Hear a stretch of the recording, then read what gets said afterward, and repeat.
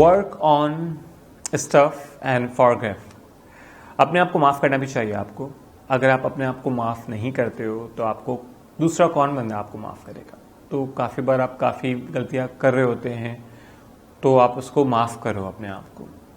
अगर आप अपने आप को माफ़ नहीं करोगे, अपने आप से आपको प्यार है, तो आप अपने आप को अपना ख्याल रखना चाहते हो, अगर आपसे कोई गलती हो गई है तो आप ज़िंदगी में आगे मज़ीद बढ़ो।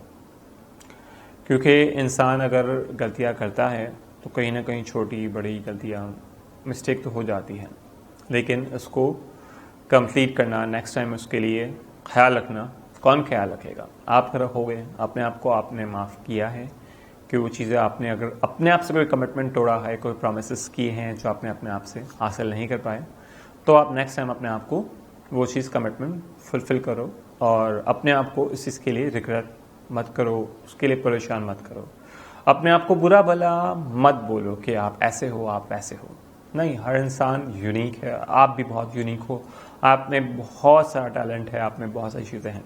यकीन मानो और इस चीज़ को आप करो, हमेशा करो। अपने आप को जब भी आप सोते वक्त, सोने से पहले आप तस्बीह निकालते हो, अपने सारे दिन के काम करते हो, तो वो सारी चीज़ें करो। अपने आप को माफ़ करो, लोगों को माफ़ करो और बहुत सारी चीज़ें करते रहो। तो नेक्स्ट पॉइंट के आगे तरफ बढ़ते हैं।